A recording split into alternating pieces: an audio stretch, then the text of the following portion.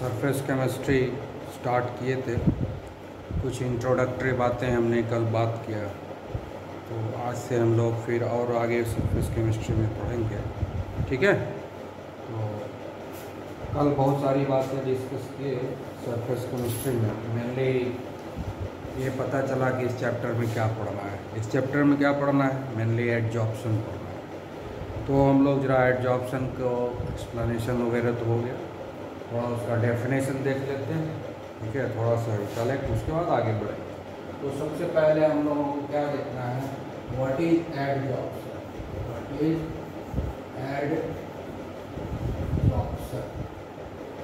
ठीक है, तो एडजॉर्प्शन किसको बोलते हैं? Adsorption is nothing but it's accumulation. Accumulation मतलब जमा हो गया। Accumulation of molecule species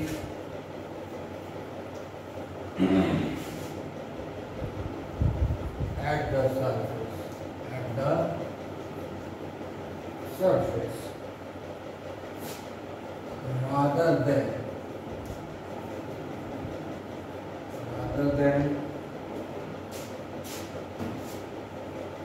in the bulk,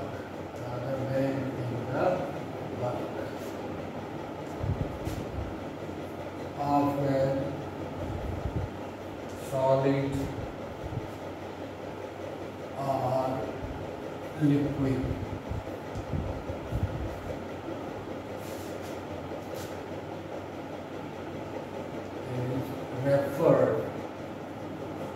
Is referred to as adsorption. ठीक है ना? मतलब क्या होगा एडजॉर्प्शन? हम किसको बोलते हैं? जब कोई मॉलिक्यूलर स्पीसीज है ना, कोई भी मॉलिक्यूल्स है, बहुत सारा मॉलिक्यूल्स किसी सॉलिड या लिक्विड के कांटेक्ट में आता है। कोई एक जो है सॉलिड या लिक्विड के कांटेक्ट में दूसरे मॉलिक्यूल्स जब उसके कांटेक्ट में आता है तो उस सॉलिड और लिक्विड के सरफेस पर जमा हो जाता है, बल्क में जमा नहीं होता है। एक्यूमुलेशन, जमा कहाँ हो जाता है? मॉलिक्यूलर स्पीसीज सरफेस के ऊपर जमा होता है, rather then in the bulk. Bulk में नहीं जाता है, अंदर नहीं जाता है, बल्कि सरफेस के ऊपर जमा हो जाता है। तो इस फिनोमेनन को हम लोग बोलते हैं एडजॉर्प्शन। कल हम लोग डिटेल में डिस्कस कर चुके हैं। अब दूसरा टर्मिनोलॉजी है, एक टर्मिनोलॉजी ये हो गया, दूसरा टर्मिनोलॉजी है एडजॉर्बेट। एडजॉर्बेट है ना। अब ये दूसरा टर्मिनोलॉजी देखते हैं। एडजॉर्बेट ये क्या है? The molecular species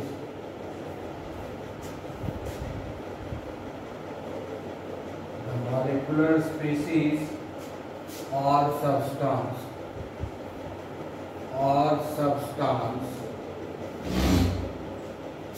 which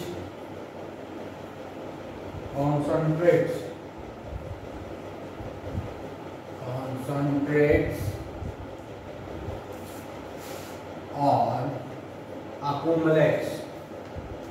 or accumulates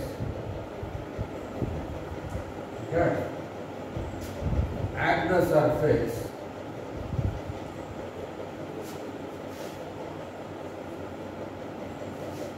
is called adsorbate.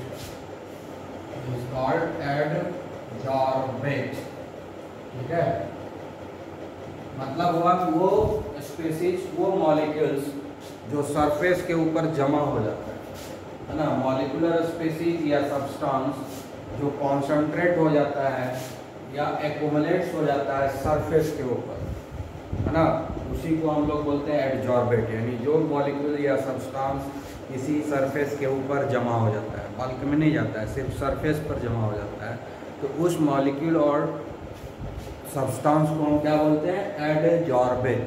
ठीक है, ये सारे चीज़ पर डिस्कस कर चुके हैं, फिर भी टर्मिनोलॉजी अलग से याद रखना जरूरी है, ये बता रहे हैं। एडजॉर्बेंट, ठीक है, अब एडजॉर्बेंट क्या है? जिसके ऊपर ये मॉलिक्यूलर स्पीसीज जमा होता है, जिस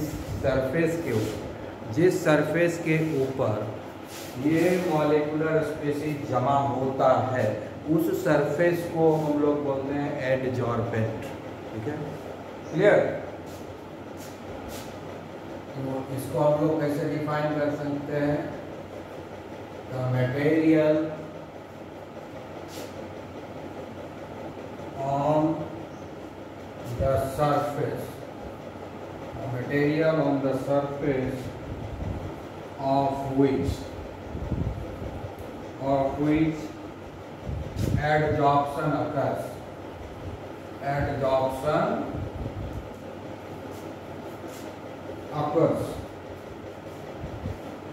is called adsorbate.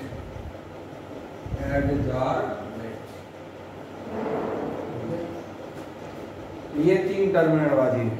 जो चीज़ जमा होता है उसको एडजॉर्बेट बोलते हैं, जो सब्सटेंस जमा होता है वो एडजॉर्बेट, जिस पर जमा हुआ वो एडजॉर्बेंट हो गया, एडजॉर्बेंट जो भी है मतलब।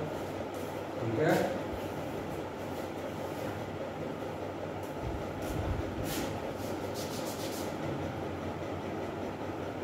एडजॉर्बेंट जिस चीज पर जमा होता है उसको हम लोग बोलते हैं एडजॉर्बेंट, और जो चीज जमा होता है वो एडजॉर्बेंट हो गया। ठीक है, जैसे ये सरफेस है ना, ये सरफेस है कोई सॉलिड, जैसे मान लो कि ये है प्लेटिनम, और इसके ऊपर जो है हाइड्रोजन आके जमा हो गया है ना, इसके ऊपर जो है हाइड्रोजन आकर जमा हो गया। ठीक है, तो ये हो गया हमारा एडजॉर्बेंट। ये जो प्लेटिनम है ये एडजॉर्बेंट हो गया, और हाइड्रोजन जो है एडजॉर्बेंट है ना। तो एडजॉर्बेंट कौन हो गया? हाइड्रोजन। एडजॉर्बेंट कौन हो गया? प्लेटिनम। तो जिस चीज़ के ऊपर जमा होता है वो हो गया एडजॉर्बेंट, और जो चीज़ जमा हो रहा है, जो चीज़ जमा हो रहा है इस सरफेस पर, उसको हम लोग बोलते हैं एडजॉर्बेट। तो हाइड्रोजन यहाँ पर एडजॉर्बेट हो गया, और प्लेटिनम यहाँ पर एडजॉर्बेंट हो गया। प्लेटिनम एडजॉर्बेंट हो गया क्योंकि प्लेटिनम के ऊपर हाइड्रोजन जमा हुआ, और हाइड्रोजन एडजॉर्बेट हो गया क्योंकि हाइड्रोजन प्लेटिनम के सरफेस के ऊपर जमा हो रहा है। ठीक है ना, तो ये तीन टर्मिनोलॉजी हो गया। अब हम लोग ये जानना चाहेंगे ये जो एडजॉर्प्शन होता है ना, इसका मैकेनिज्म क्या है, इसका रीजन क्या है? मैकेनिज्म रीजन दोनों यहाँ पर एक ही रहेगा। ठीक है ना, मैकेनिज्म में ही रीजन छुपा हुआ है, तो इसलिए इंटरचेंजेबली मैकेनिज्म बोलो रीजन बोलो यहाँ पर एक ही चलेगा। ठीक है, तो आखिर ये एडजॉर्प्शन होने का रीजन क्या है ना? एडजॉर्प्शन होने का दो ही रीजन है ना। तो हम लोग अब देखते हैं रीजन और mechanism of adsorption.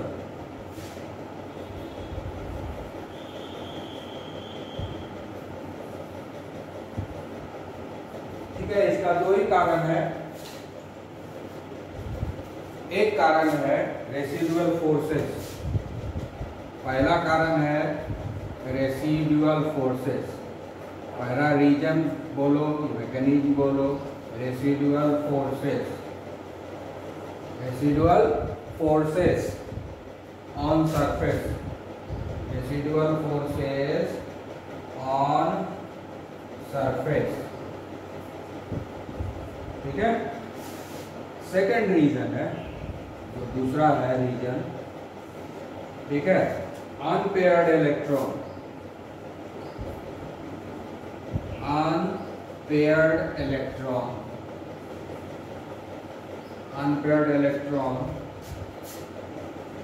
In D block element, D block elements है ना। जितना भी डी ब्लॉक एलिमेंट है वो सब पर एडजॉर्प्शन होता है। ये जो प्लेटिनम है ये भी डी ब्लॉक एलिमेंट है पैलेडियम भी डी ब्लॉक एलिमेंट है, मॉलिब्डेनम भी डी ब्लॉक एलिमेंट है ना, निकेल वगैरह सब। तो जितना भी डी ब्लॉक एलिमेंट है, तो क्लास 11 में पीरियोडिक टेबल पढ़े होंगे, डी ब्लॉक एलिमेंट पढ़ाया गया होगा। तो उस डी ब्लॉक एलिमेंट में डी ब्लॉक एलिमेंट को क्लासिफाई किया गया और ये बताया गया है कि एक सिग्निफिकेंट फीचर होता है, ठीक है, डी ब्लॉक एलिमेंट्स का, जिसको हम लोग ट्रांजिशन एलिमेंट भी बोलते हैं। उसमें अनपेयर्ड इलेक्ट्रॉन बहुत रहता है, उसके डी ऑर्बिटल, क्योंकि लास्ट और इलेक्ट्रॉन जो होता है n-1d में जाता है डी ब्लॉक में, और वो n-1d जो इलेक्ट्रॉनिक कॉन्फ़िगरेशन जब लिखोगे किसी भी डी ब्लॉक एलिमेंट का, तो लास्ट इलेक्ट्रॉन n-1d में जाएगा, और वो n-1d जो ऑर्बिटल है वो कम्प्लीटली फिल्ड होता नहीं है, वो जो है इनकम्प्लीटली फिल्ड होता है, तो उसमें बहुत सारा अनपेयर्ड इलेक्ट्रॉन। तो ये जो अनपेयर्ड इलेक्ट्रॉन है ये भी रिस्पॉन्सिबल है एडजॉर्प्शन के लिए।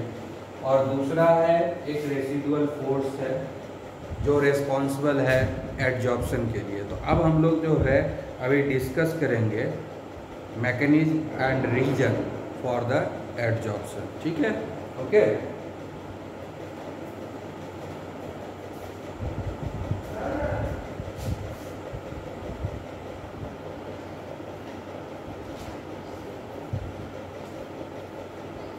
तो अब हम लोग समझने की कोशिश करेंगे कि एडजॉर्प्शन कैसे होता है और उसका क्या रीजन है। तो हम लोग तो पहले ही पढ़ चुके हैं कि गैस और गैस जब आपस में कांटेक्ट में आता है तो वो हाईली मिसिबल है, इसलिए वहाँ पर एडजॉर्प्शन होने का कोई चांस नहीं है। तो एडजॉर्प्शन जब भी होता है तो जनरली क्या होता है, डिफरेंट फिजिकल स्टेट्स होता है उसमें होता है, जैसे सॉलिड और लिक्विड के बीच में होता है, लिक्विड और सॉलिड के बीच में होगा, सॉलिड और गैस के बीच में होगा। जब डिफरेंट फेज आपस में इंटरेक्ट करता है, सॉलिड लिक्विड इंटरेक्ट किया, सॉलिड गैस के साथ इंटरेक्ट किया, लिक्विड गैस के साथ इंटरेक्ट किया, है ना। तो इस तरीके से जब डिफरेंट फिजिकल स्टेट्स वाला सिस्टम एक दूसरे से जब इंटरेक्ट करता है उस समय एडजॉर्प्शन होता है, ठीक है। लेकिन जब सेम फेज इंटरेक्ट करता है तो सॉलिड सॉलिड में होता है एडजॉर्प्शन, लिक्विड लिक्विड में भी एडजॉर्प्शन होता है। लेकिन गैस और गैस जब आपस में मिक्स होता है तो वहाँ पर एडजॉर्प्शन नहीं ही होता है। बाकी सॉलिड सॉलिड में हो सकता है, लिक्विड लिक्विड में भी थोड़ा बहुत हो सकता है कुछ केसेस में, लेकिन गैस और गैस जो होता है ये दोनों जब इंटरेक्ट करता है तो कोई एडजॉर्प्शन नहीं होता। इसलिए हम लोग जनरली जब हम एडजॉर्प्शन एक्सप्लेनेशन करते हैं तो मोस्ट ऑफ द केस में जो होता है एडजॉर्बेंट वो हमेशा सॉलिड लेते हैं या लिक्विड लेते हैं, ज़्यादातर सॉलिड ही लेते हैं, कुछ केसेस में हम लोग लिक्विड भी लेते हैं। लेकिन गैस कभी भी हम एडजॉर्बेंट के रूप में नहीं लेते हैं।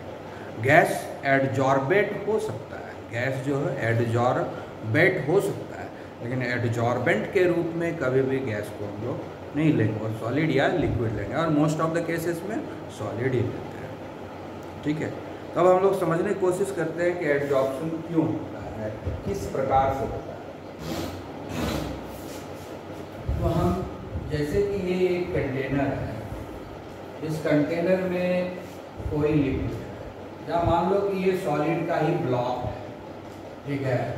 यहाँ तक जो है इसमें रखा हुआ है कोई मटेरियल, यहाँ पर कोई रखा हुआ है मटेरियल, ठीक है, ये पूरा भरा हुआ है मटेरियल, यहाँ तक है। अब एक पार्टिकल हम लोग यहाँ पर कंसिडर करते हैं in the bulk of, bulk में एक पार्टिकल को कंसिडर करते हैं और एक पार्टिकल को हम लोग सरफेस के ऊपर कंसिडर करते हैं, ठीक है। दो तरह के पार्टिकल को हम लोग कंसिडर करते हैं। एक पार्टिकल है जो सरफेस के ऊपर देखते हैं, ये लिक्विड है पूरा, आप समझ लो कि इसमें पानी रखा हुआ है या तेल रखा हुआ है, कुछ भी रखा हुआ है इस कंटेनर में, लिक्विड लिए हुए हैं। सॉलिड भी ले सकते हैं, दोनों में एक ही फिनोमिनन होगा। दुनिया का कोई भी रहेगा सॉलिड और लिक्विड, उसमें ये फिनोमिनन होना ही है जो अभी एक्सप्लेनेशन देंगे। तो हम लोग दो जो है पार्टिकल को कंसिडर करते हैं, ये बल्क में है ना। ये हो गया पार्टिकल इन द बल्क, है ना, in the bulk, in the bulk, particle in the bulk, ठीक है। और ये जो है हमारा, ये जो हम ले रहे हैं ये हो गया particle at the surface, particle at the surface, ठीक है। तो दो तरह के पार्टिकल को हम लोग कंसिडर कर रहे हैं एक ही सिस्टम में। एक पार्टिकल जो कि एकदम इनसाइड बॉडी है, बल्क में है, उसको कंसिडर करेंगे, और एक पार्टिकल जो सरफेस के ऊपर है उसको कंसिडर करेंगे। और फिजिक्स में आप लोग पढ़ चुके हैं, इस दुनिया में जितना भी पार्टिकल्स है वो सब एक दूसरे को अट्रैक्ट करता है। इस दुनिया में कोई ऐसा पार्टिकल नहीं है जो एक दूसरे को अट्रैक्ट नहीं करता है। तो ये भी एक सिस्टम है, यहाँ पर जो पार्टिकल्स है वो आपस में इंटरेक्ट करेगा, तो वो एक दूसरे को अट्रैक्ट करेगा, एक दूसरे को अपने तरफ खींचेगा, पुल करेगा। इसी फिनोमेनन पे आधारित है एडजॉर्प्शन। तो देखते हैं क्या होता है। जैसे ये पार्टिकल है, इस पार्टिकल के चारों तरफ बहुत सारा और पार्टिकल है जिसके साथ ये इंटरेक्ट कर रहा है। तो इस पार्टिकल बहुत सारा फोर्सेज लग रहा है। अब इसमें से कुछ फोर्सेज को हम लोग कंसिडर करेंगे। जैसे इस पार्टिकल को, इसके जो नीचे पार्टिकल है वो इसको इधर खींच रहा है, ठीक है। अब इस पार्टिकल के ऊपर जो है वो इसको इधर खींच रहा है, तो इस पार्टिकल को इधर भी खींचा, इस पार्टिकल को इधर भी खींचा, बैलेंस हो गया, दोनों अपोजिट डायरेक्शन में बैलेंस हो गया, ठीक है। अब इस पार्टिकल को इधर भी तो कुछ पार्टिकल है, वो पार्टिकल इसको इधर खींच रहा है, इधर भी कुछ पार्टिकल है वो इसको इधर खींच रहा है, यानी सबका एक अपोजिट फोर्स है। देखो यहाँ ये इधर खींचा तो इसको इधर खींच लिया, इधर खींच रहा है तो इधर भी खींच रहा है, बैलेंस हो गया, सब एक दूसरे को न्यूट्रलाइज कर रहा है। फिर मान लेते हैं कि यहाँ पर एक फोर्स है जो इसको इधर खींच रहा है, तो इसी के अपोजिट यहाँ भी एक पार्टिकल है जो इसको इधर खींच रहा है। उसी तरह से मान लेते हैं कि यहाँ पर एक पार्टिकल है इस साइड जो इसको, इस पार्टिकल को इधर पुल कर रहा है, तो इधर भी एक पार्टिकल है जो इसको इधर पुल कर रहा है। तो इस तरीके से हम लोग देख रहे हैं कि हर पार्टिकल का अपोजिट डायरेक्शन में एक फोर्स लग रहा है। तो यहाँ पर क्या हो रहा है, कोई नेट फोर्स नहीं है। यहाँ पर क्या हो गया, कोई नेट फोर्स नहीं है, no net force, no net force. तो इसलिए पार्टिकल अपने जगह पर स्थिर है, यहीं पर है, क्योंकि यहाँ पर बैलेंस्ड फोर्स वर्क कर रहा है। फिजिक्स में आप लोग पढ़े होंगे बैलेंस्ड फोर्सेस, यहाँ पर बैलेंस्ड फोर्सेस वर्क कर रहा है, मल्टीपल फोर्सेस एक ही पार्टिकल पर काम कर रहा है, और ये सारा फोर्स जो है एक दूसरे को बैलेंस कर रहा है, एक दूसरे के इफेक्ट को न्यूट्रलाइज कर रहा है। तो अल्टीमेटली इस पार्टिकल के ऊपर कोई नेट फोर्स नहीं आ रहा, इसलिए ये अपने जगह पर स्थिर है, इधर उधर कहीं नहीं जा रहा है, ठीक है ना, क्लियर। अब जो है हम लोग इसको हम लोग कंसीडर करते हैं, इस पार्टिकल। तो इधर पार्टिकल तो है, तो इधर इसको पुल किया, इधर भी पार्टिकल है तो इधर भी इसको पुल कर लिया, एक दूसरे को अट्रैक्ट किया, इसको इधर खींचा, लेकिन इधर खींचने वाला कोई नहीं है, ठीक है ना, इधर खींचने वाला कोई नहीं। ऊपर तो एयर है, ऊपर तो पार्टिकल है नहीं, ऊपर में क्या है, एयर है ना, यहाँ पर तो एयर है। हमारा जो सिस्टम है यही तक है ना, हमारा सिस्टम यहीं तक है, यही है हमारा सिस्टम, ये सिस्टम है पूरा, ये सिस्टम जो हमारा सॉलिड सिस्टम है या लिक्विड सिस्टम, कोई भी मान सकते हैं, सॉलिड लिक्विड जिसको मानना है मान लेते हैं, ठीक है। ये सिस्टम है हमारा, इस पूरे सिस्टम में यहाँ पर ऊपर एयर है, ये सरफेस है, इसके ऊपर ये एयर है। तो हमने एक पार्टिकल को हम लोगों ने बल्क में कंसीडर किया, दूसरे पार्टिकल को हम यहाँ सरफेस पर कंसीडर कर रहे हैं। तो सरफेस पर जो पार्टिकल कंसीडर कर रहे हैं, तो चलिए इधर एक ही पुल किया, इस साइड लेफ्ट साइड, तो राइट साइड में इसको पुल कर लिया। उसके बाद इसको डाउनवर्ड डायरेक्शन में इसको पुल कर रहा है, लेकिन अपवर्ड डायरेक्शन में यहाँ कोई पार्टिकल नहीं है जो इसको ऊपर की तरफ खींच सके। तो यहाँ पर अनबैलेंस्ड हो गया। अब देखिए अगर हम यहाँ पर देखें तो ये इस पार्टिकल को इधर पुल कर रहा है, इधर देखो इस पार्टिकल को इधर पुल कर रहा है, लेकिन इसको बैलेंस करने के लिए यहाँ इधर इस साइड में कोई पुल नहीं कर रहा है। इसको बैलेंस करने के लिए यहाँ पर कोई नहीं है जो इसको इधर पुल करे। तो अल्टीमेटली क्या हो गया, रेसिडुअल फोर्स डाउनवर्ड डायरेक्शन में आ जाता है। तो इसमें नेट फोर्स आएगा। ये जो नेट फोर्स है वो डाउनवर्ड डायरेक्शन में आ जाएगा। यही हो गया हमारा नेट फोर्स। रेसिडुअल फोर्स इसी को बोलते हैं, इसी को बोलते हैं रेसिडुअल फोर्सेस, है ना।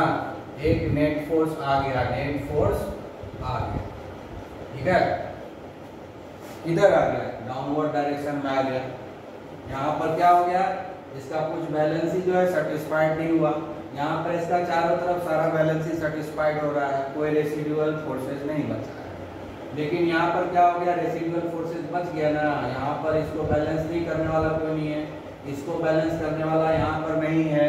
तो नेट फोर्स क्या हो गया, डाउनवर्ड डायरेक्शन में यहाँ पर आ गया, ठीक है। अब लिक्विड अगर ये कंसीडर करते हो कि ये सिस्टम लिक्विड है, तुम ग्लास में लो या कैपिलरी ट्यूब किसी में, तो देखते होगे कि ग्लास में पानी ऐसे रहता है ना। कोई भी पतला पाइप रहेगा ग्लास शीशा का, उसमें पानी रखोगे ना तो पानी ऐसे रहता है, नीचे तरफ गड्ढा। ऐसा क्यों होता है, इसी रेसिडुअल फोर्सेस के चलते होता है। ये जो रेसिडुअल फोर्सेस डाउनवर्ड डायरेक्शन में होता है, यानी नेट फोर्स जो है पर्टिकुलरली नीचे के तरफ खींचते रहता है उसको, क्योंकि ऊपर में कोई पार्टिकल नहीं है इसका जो इसको खींच सके ऊपर के तरफ। तो बैलेंस, ये फोर्स यहाँ जो अनबैलेंस हो गया, इसको बैलेंस करने वाला नहीं है, इसको बैलेंस करने वाला नहीं है, इसको बैलेंस करने वाला यहाँ नहीं है। तो अल्टीमेटली क्या हो गया, ये दोनों एक दूसरे को बैलेंस कर लिया, लेकिन ये तीनों बैलेंस नहीं हुआ। तो ये तीनों का जो वेक्टर एडिशन होगा नीचे की तरफ होगा ना, ये 2 3, ये तीनों फोर्स जो हम दिखा रहे हैं, इस तीनों का नेट फोर्स जो आएगा वेक्टर एडिशन करने के बाद, तीनों का नेट फोर्स क्या आएगा, नीचे की तरफ ही आएगा। उसी को हम लोग नेट फोर्स बोलते हैं, उसी को हम लोग बोलते हैं रेसिडुअल फोर्सेस। अब ये जो रेसिडुअल फोर्सेस होता है जिसके चलते सरफेस के ऊपर बैलेंस बिगड़ गया है, ठीक है।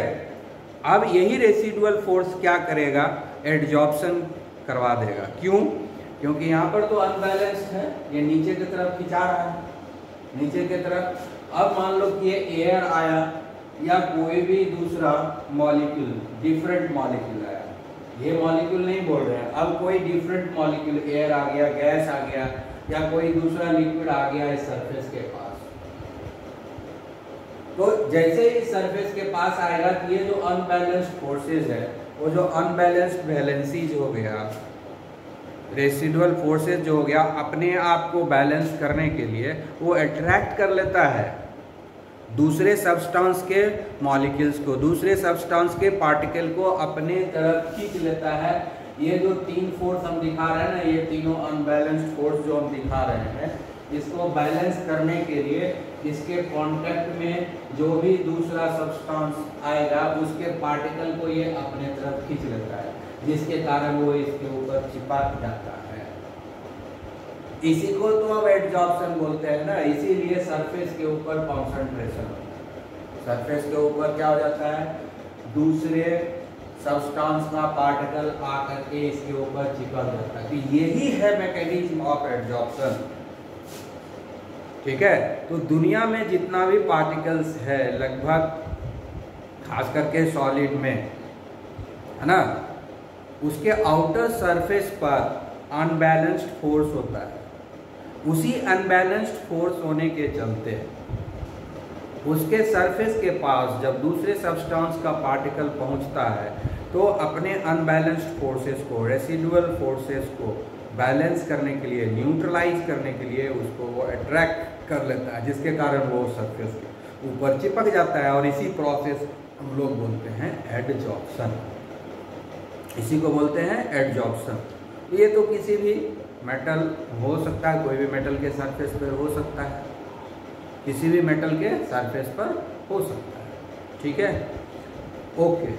अब दूसरा होता है, ये तो नॉर्मल हुआ रेसिडुअल फोर्सेस के चलते हुआ, एक रीजन जो बताए थे कि रेसिडुअल फोर्सेस के चलते ही यहाँ पर जो होता है ये एडजॉर्प्शन होता है। अब दूसरा एक बताए थे अनपेयर्ड इलेक्ट्रॉन, ठीक है। तो डी ब्लॉक एलिमेंट जो स्टार्ट होता है वो स्कैंडियम से स्टार्ट होता है और इसका इलेक्ट्रॉनिक कॉन्फ़िगरेशन क्या होता है, 3d1 है ना। स्कैंडियम का आउटर मोस्ट ऑर्बिट में कितना होता है, एक ही इलेक्ट्रॉन होता है ना, ठीक है। फोर्थ पीरियड में 3d1 ही होता है इसका इलेक्ट्रॉनिक कॉन्फ़िगरेशन। ये जो डी ऑर्बिटल है, ये डी ऑर्बिटल को इसमें कितना होता है, 5 होता है, ब्लॉक होता है, एक इलेक्ट्रॉन इसमें आया। तो इसी तरीके से स्कैंडियम का में एक इलेक्ट्रॉन है डी ऑर्बिटल में, उसके बाद और आएगा उसमें 2 होगा, यहाँ आ जाएगा। तो इसी तरीके से दूसरा एलिमेंट आएगा स्कैंडियम के बाद, तो उसमें क्या हो जाएगा, 2 रहेगा। फिर तीसरा एलिमेंट जब आएगा, ठीक है, उसमें 3 अनपेयर्ड इलेक्ट्रॉन रहेगा, ठीक है।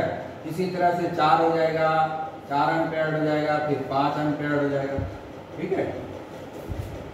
तो ये जो अनपेयर्ड इलेक्ट्रॉन है, और जानते हो कि इलेक्ट्रॉन जो है अकेले रहना नहीं चाहता, हमेशा पेयर में रहना चाहता है, अपोजिट स्पिन में। तो इसी कारण क्या होता है ना, डी ब्लॉक एलिमेंट जो होता है उसके सरफेस पर एडजॉर्प्शन बहुत स्ट्रांग होता है, क्योंकि उसके ऊपर दो तरह का फोर्सेज आ जाता है।